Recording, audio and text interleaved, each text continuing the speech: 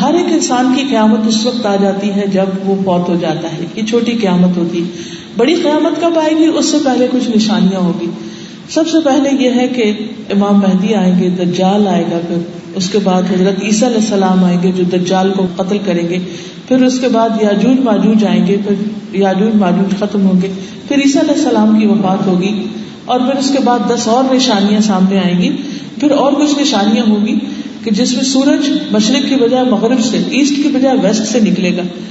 پھر اسی طرح 3 بڑے زلزلے آئیں گے, اور جو بڑے کانٹیننٹس ہیں وہ کٹ کے الگ ہو جائیں گے. یعنی زمین کا جو پورا ایک فارمیٹ ہے یا نقشہ ہے وہ تبدیل ہو جائے گا. پھر اسی طرح یہ ہے کہ اسموک اٹھے گا جو لوگوں کو حشر کے میدان کی طرف لے چلے گا. پھر اسی طرح اور بھی بہت سی نشانیاں بتائی گئی ہیں جن کے بتانے کے اس وقت میرے پاس ٹائم نہیں. ایک کتاب ہے قیامت کی نشانیاں, اگر آپ اس کو پڑھ لیں تو آپ کو بہت سی باتیں پتہ چلیں گی. چھوٹی بڑی تقریباً 60 سے زیادہ نشانیاں ہیں جو ہوں گی. پھر اس کے بعد انشاءاللہ تعالی قیامت آ جائے گی. جب قیامت آئے گی تو سب سے پہلے سور پھونکا جائے گا. آپ کو سور کے بارے میں پتا ہے کہ کیا چیز ہے؟ ٹرمپٹ. اس میں بلو کیا جائے گا, اور ٹرمپٹ میں بلو کرنے کا وقت کیسا ہوگا کہ حضرت اسرافیل علیہ السلام جو سور پھونکنے والے فرشتے ہیں, صاحب السور, وہ کیا کریں گے؟ یعنی کہ سور کس طرح پھونکیں گے؟ کہتے ہیں کہ وہ ایک ہارن کی طرح کی ایک چیز ہوگی کہ جس کے اندر وہ بلو کریں گے. حدیث میں آتا ہے کہ انہوں نے اپنا منہ کے اندر ہوا بھر رکھی ہے, جیسے ہوتا ہے نا جب پھونکنا ہوتا ہے جیسے ہم ایسے کر لیتے ہیں منہ کو, اور ہاتھ میں اس کو پکڑا ہوا ہے, اور کان لگائے ہوئے ہیں کہ کس وقت اللہ تعالیٰ حکم دے اور سور پھونک دیا جائے. تو اللہ سبحانہ و تعالیٰ کے حکم سے وہ سور پھونکیں گے, اور سارے زندہ لوگ جو بھی دنیا میں ہوں گے وہ سارے کے سارے فوت ہو جائیں گے, اور وہ سخت گھبراہٹ کا وقت ہوگا. سور پھونکنے کے بعد کیا ہوگا؟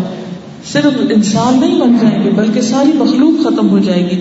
سمندروں کی آگ بھڑک اٹھے گی, یعنی جتنے بھی بڑے بڑے اوشنز ہیں یا سمندر ہیں وہ اذا البحار فجرت, بھڑک اٹھیں گے, پھٹ جائیں گے.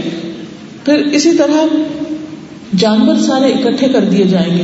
زمین پر شدید قسم کے زلزلے آ رہے ہوں گے, اور پہاڑ اپنی جگہ سے چل پڑیں گے. پہاڑ کیسے ہو جائیں گے؟ دھنی ہوئی روئی کی طرح, رنگین روئی کی طرح ہو جائیں گے. اور اس طرح سارے کے سارے لوگ ختم, اور ستارے ٹوٹ جائیں گے, سورج چاند بے نور ہو جائیں گے, اور اس طرح ہر چیز ختم ہو جائے گی. اور اس کے بعد جب تک اللہ چاہے گا انسانوں کو مارے رکھے گا. پھر دوبارہ سور پھونکا جائے گا, پھر لوگ اپنی اپنی قبروں سے نکل اٹھیں گے اور اٹھ کر حشر کے میدان کی طرف بھاگنے لگیں گے جہاں ان کا حساب کتاب ہوگا. زمین کو ایک بالکل میدے کی سفید روٹی کی طرح بالکل پلین بنا کر چھوڑ دیا جائے گا, جس پر سارے انسانوں کے کھڑے ہونے کی جگہ ہوگی, اور سارے فرشتے آ جائیں گے ایک آسمان سے, دوسرے سے, تیسرے سے, چاروں طرف سے زمین کو گھیر لیں گے. 50,000 سال کا وہ دن ہوگا حشر کا میدان, جس میں وہ انتظار کر رہے ہوں گے کہ کس وقت اللہ سبحانہ وتعالیٰ ہمارا حساب لے. پھر حضرت آدم کے پاس جائیں گے, حضرت نوح کے پاس جائیں گے, حضرت ابراہیم, حضرت موسیٰ, حضرت عیسیٰ کے پاس, لیکن وہ انکار کر دیں گے کہ ہم اللہ تعالیٰ سے کچھ نہیں کہہ سکتے, آج ہمیں اپنی جان کی فکر ہے. پھر حضور صلی اللہ علیہ وسلم کے پاس آئیں گے. اس وقت اللہ سبحانہ وتعالیٰ ان کو اپنی ایسی حمد سکھائیں گے جو اس سے پہلے کبھی نہ سکھائی ہو.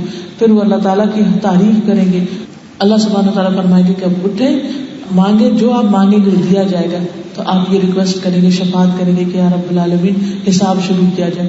پھر حساب شروع ہوگا, اور اللہ سبحانہ وتعالیٰ اتنی تیزی سے حساب لیں گے سب کا کہ جیسے صبح سے لے کے دوپہر تک سب کا حساب تمام ہو جائے گا.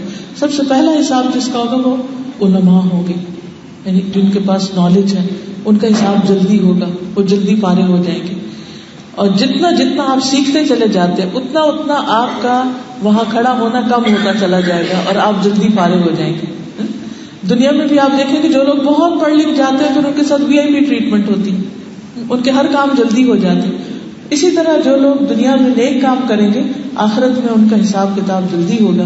پھر شہیدوں کا ہوگا, پھر اور نیک لوگوں کا ہوگا, اور جو کفار ہوں گے ان کو تو سیدھا کے سیدھا جہنم میں لے جایا جائے گا, کیونکہ ان کے پاس تو کوئی اچھا عمل ہے ہی نہیں کہ وہ تولا جائے.